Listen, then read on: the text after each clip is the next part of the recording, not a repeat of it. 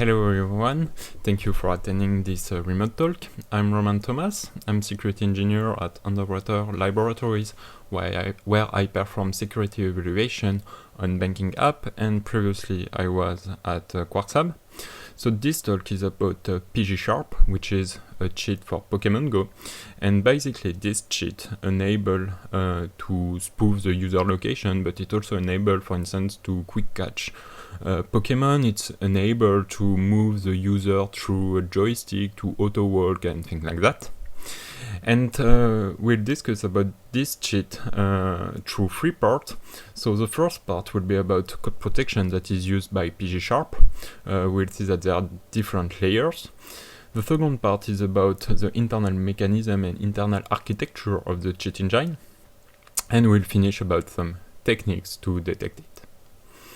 So regarding the code protection, on one end we have PokemonGO that is protected by a commercial solution. I mean, there is a native library that is obfuscated by the commercial solution and that contain the critical functionalities such as the user location.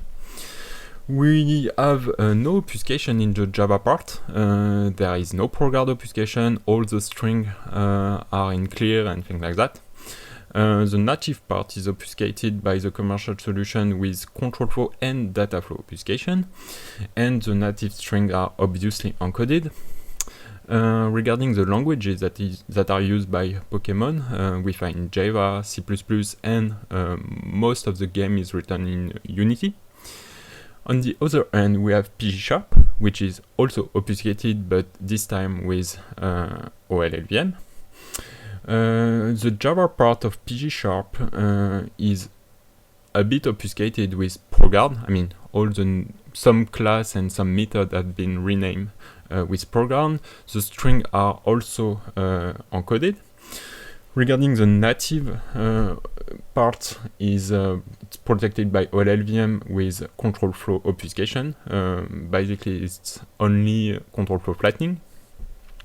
The native strings are also encoded, and PGSharp is written in three languages also. So we have Java and C++, but we also have Lua, as we will see later. So, as I mentioned, PGSharp uses Lua, so some part of the cheat are written in Lua with custom VM, and they use kind of GNI to call some low-level function and to perform low-level functionality such as hooking. The Lua logic and the Lua VM are self-contained in libmain.so. So basically the original Lua script are compiled, not really compiled, but are transformed into Lua opcode, bytecode that are interpreted by the Lua VM. And they modified the Lua VM, so they introduce custom opcode such as OP-run, OP-XOR and things like that, and they tried also to fake the version so that it makes reverse engineering a bit more complicated, and especially you can't decompile the bytecode. And on the top of that, you have the OLLVM protection. So here's an example of some function in libmain.so. So here you can see that you have different functions, and using static reverse engineering and pattern matching, you can recover Lua C API. So here, for instance, you have a push C closure that basically push a C function. And here you have the functionality that will get the base address of Unity. I mean, of EL2CPP, which is related to Unity. So PGSharp is also written in Java. I mean, some functionality are in Java, and the Java part is protected. I mean, not really protected, but the name and the class has been renamed by program, and they encoded the string. The string are encoded in this way. So here we can see that we have a function that will decode that, but it turned out that the string encoding routine is really easy to reverse, is merely a XOR with hard-coded key that doesn't change across the version. And since it's quite easy to reverse, you can write a JDX plugin that will automatically decode the string, so that at the end you get this kind of decompilation, which is the reverse engineering. So now let's move to the internal mechanism and the internal architecture of the cheat engine. So the cheat engine works by repackaging the original PokemonGO application. And by repackaging, they only change one single file, which is libmain.so, and libmain.so is originally related to Unity, so basically it initializes some part of Unity. And in libmain.point, so what they do is that they expose GNI onload, which is a function that is automatically called when you load the library from Java. And in GNI onload, they load another APK that is embedded in libmain.so at the end of the library. This APK is actually encoded with a formula that is given here, and they extract this part of the library on the data partition of the game using a random name, and they dynamically load the APK through path class loader. So if you want to access this file, you can just dump this file from the Android device. In GNI onload, they also initialized all the Lua VM and they load all the Lua bytecode, where the Lua bytecode will hook and will perform some internal stuff on libart, as we will see. They are also hooking lib Unity and not hooking, but they are accessing some symbol from lib Unity, and they are hooking some function from lib el2cpp. So for instance, when they want to quick catch Pokemon, they will hook a special function from lib el2cpp. And they will also do some stuff on libniantic labs plugin, which is the library that is obfuscated by the commercial solution, and on this library as well.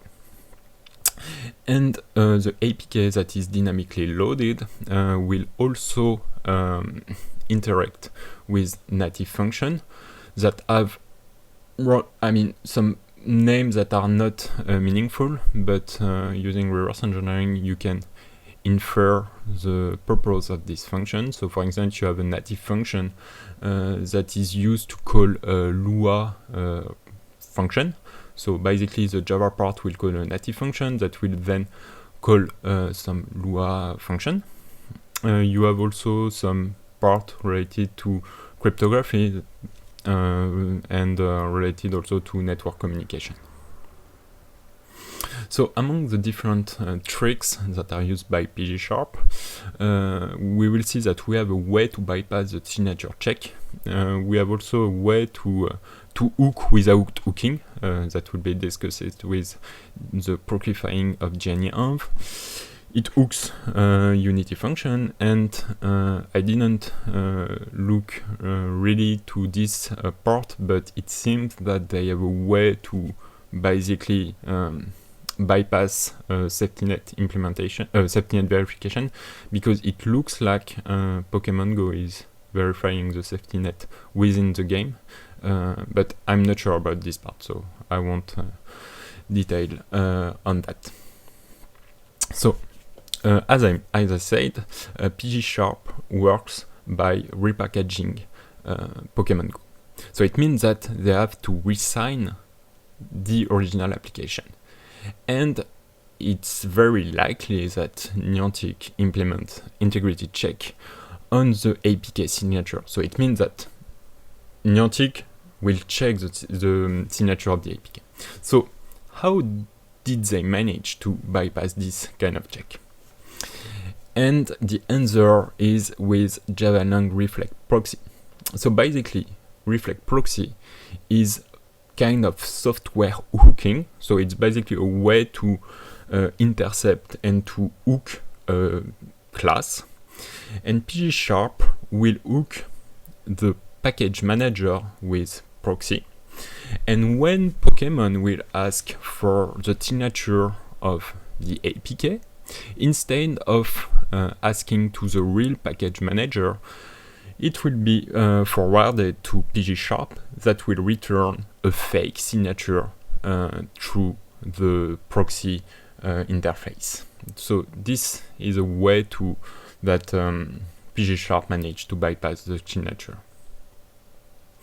So among the functionality, we have the GPS spoofing.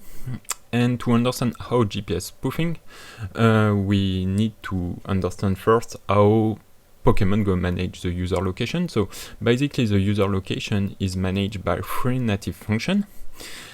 And these 3 native functions are implemented in LIEF-project Labs plugin that is obfuscated by the commercial solution because it's critical functionality.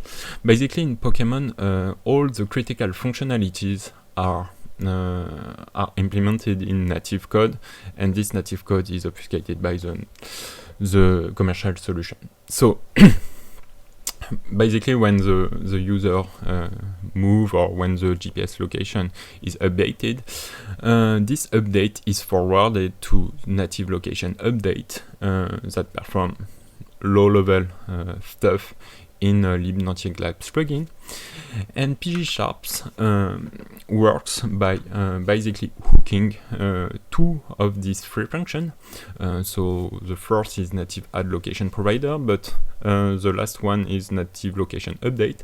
And when the user moves, basically you have a way to change the parameter of this function. And since the parameter of native location object is native location update is a location object, which is location from the Java. I mean, it's an object from Android. So you have all the interface and all the methods. So it's quite easy to modify. You can just say, okay, set latitude and set longitude, and then we change the user location by hooking. But as I said, LIEF-project Labs plugin is obfuscated with a commercial solution, and this commercial solution have a mechanism to prevent hooking and to detect hooking. So now the question is, how did they manage to bypass hooking?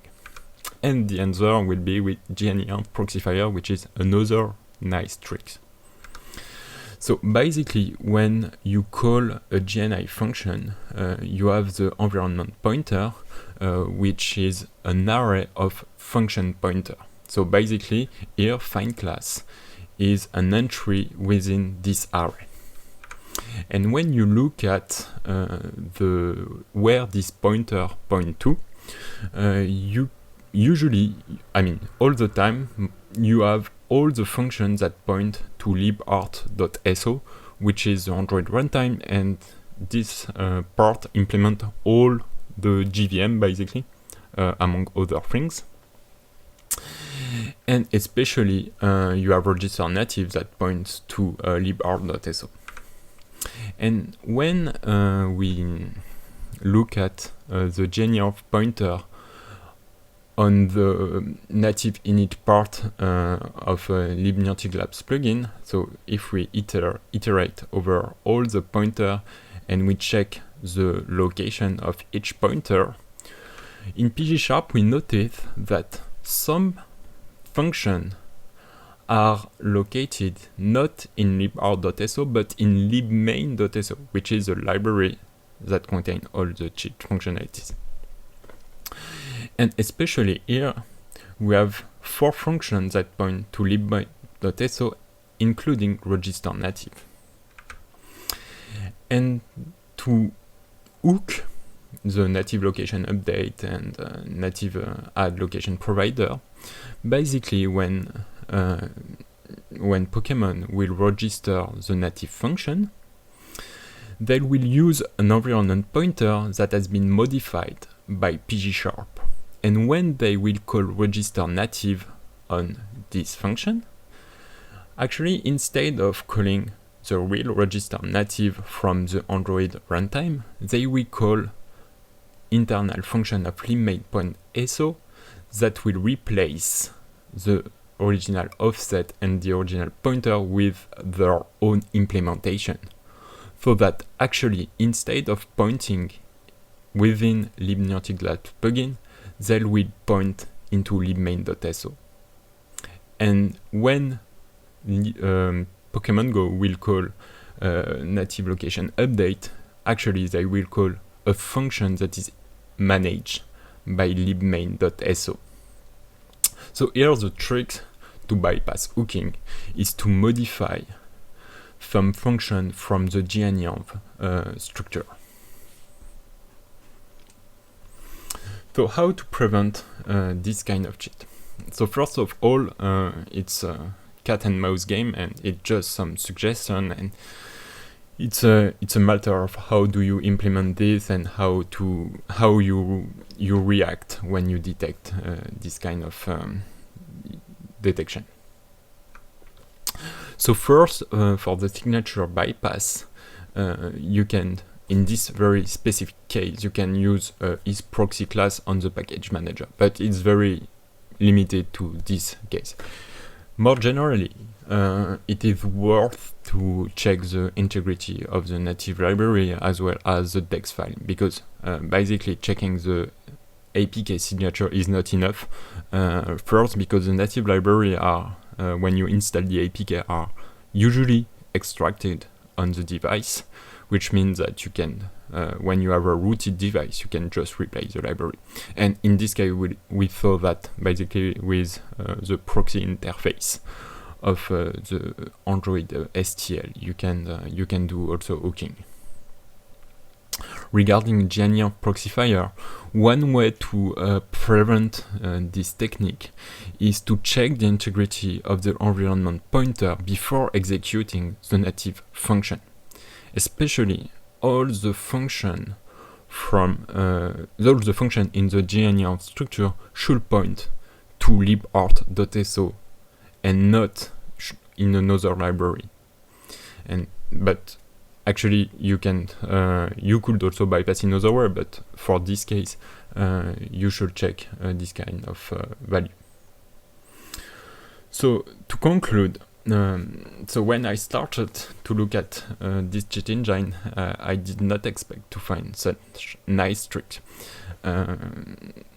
It's a 20-minute talk, so I did not have enough time to cover other aspects, but what took me most of the time is to reverse the Lua VM, because actually you have to understand how the Lua VM works, what are the calling convention and things like that. And in this case, Lua VM plus OLLVM is not enough to prevent reverse engineering, mostly because OLLVM only provide control flow obfuscation and no data flow obfuscation, which means that, okay, you can't recover exactly the CFG of the function, but using emulation, you can figure out the behavior.